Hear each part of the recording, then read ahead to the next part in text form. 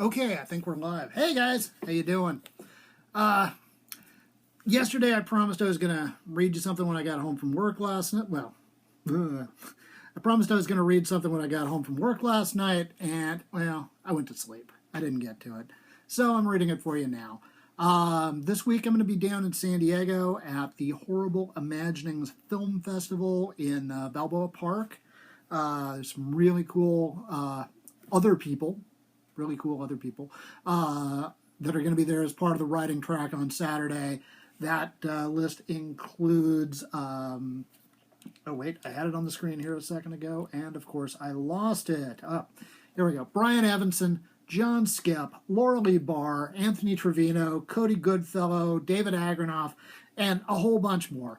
And we're going to be doing a panel on Saturday talking about the state of horror fiction. And Saturday night, we're going to be reading spooky stories in the park. And rumor has it that John Skip's going to be reading his amazing Depresso the Clown. So I figured I might read this. And if clowns are going to be a theme, I'm going to read Punch.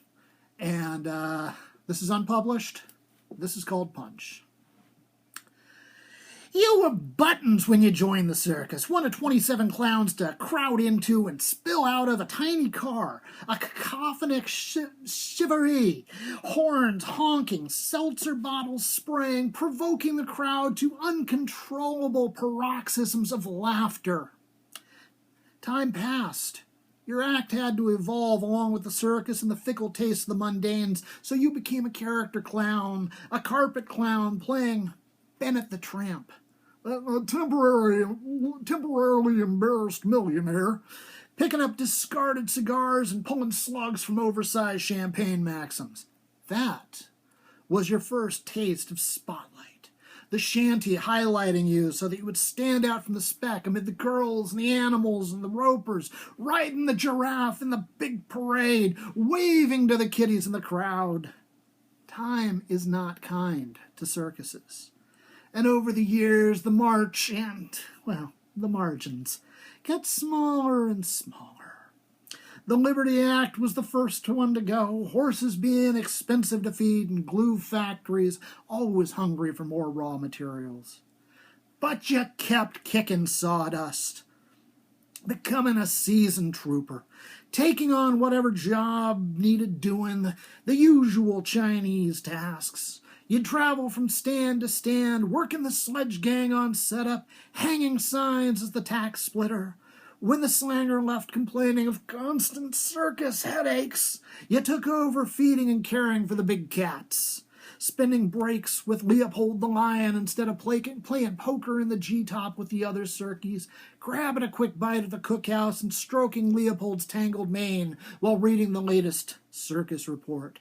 Soon, you had all the tricks down, the old whip and stool, roaring on command, placing your head within the lion's toothsome maw. But then the day came that the pinheads that had taken over the accounting office sold scrawny Leopold and the other cats to another show, and it was time to find another source of cherry pie. Ivan, the strongest man, had recently died. A ruptured appendix, diffuse periodontitis, so you pitched the gaffer on the idea of you taking over one of Ivan's biggest gags. And that's how you became Punch, a clown who could take any punch. "Bump a nose," said Sylvia the Serpent Girl, your mean squeeze wrapping herself around you as you applied your grease paint in Clown Alley, giving you a brief peck on the cheek before slithering back to her own tent in the kids' show. As Punch, you'd wear the classic clown blanc, far different from the burnt cork stubble you wore as Bennett, or the big red nose you wore as Buttons.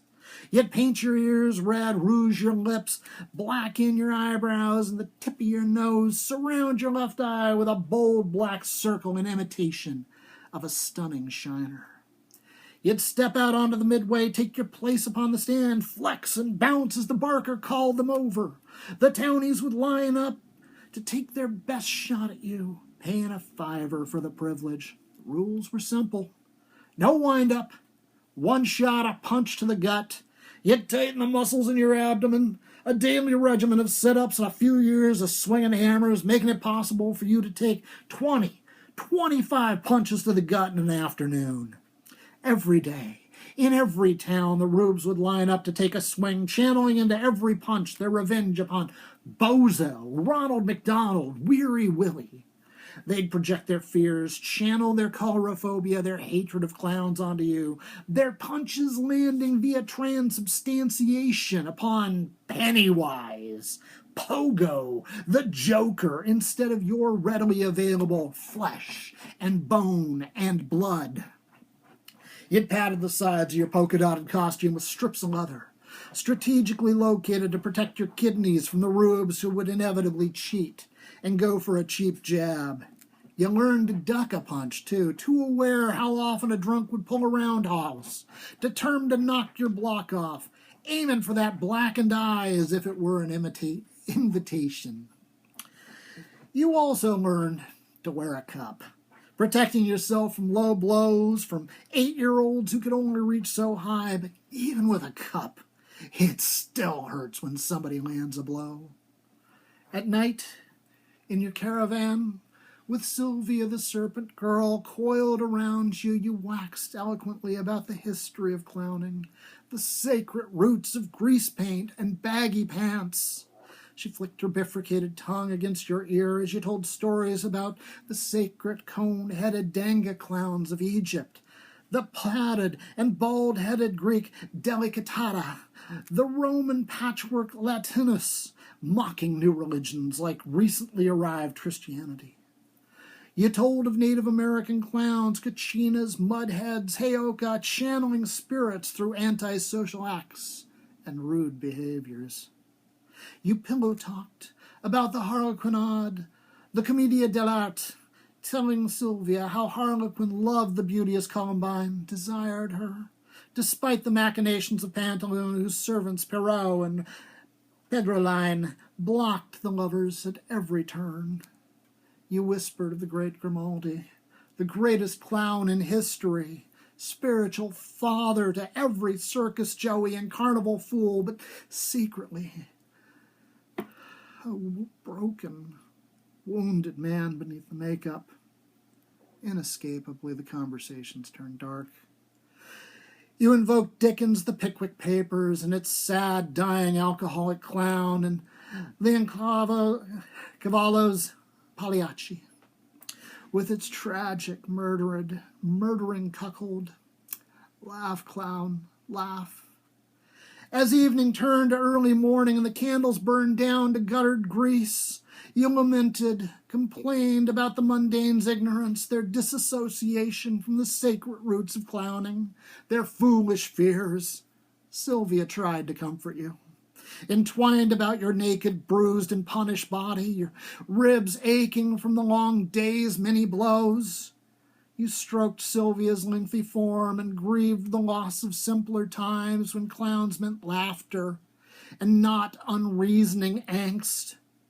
You chose this life, Sylvia hissed.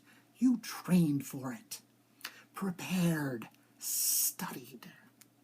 You weren't born into it like me. You could just leave. You could walk away, become a storekeeper, a salesman, a statesman, a writer.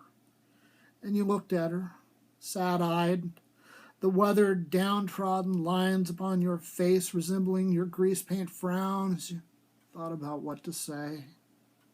Moments ticked by and you finally hit upon the right reply. What? And leave show business? Thank you for tuning in. If you're in San Diego this week, try to hit the Horrible Imaginings Film Festival. I'll be there on Saturday. I'll try to be there other times as well. But Saturday will be awesome, and I'm looking forward to seeing you and all those awesome people I mentioned earlier. You guys have fun. Thanks for tuning in.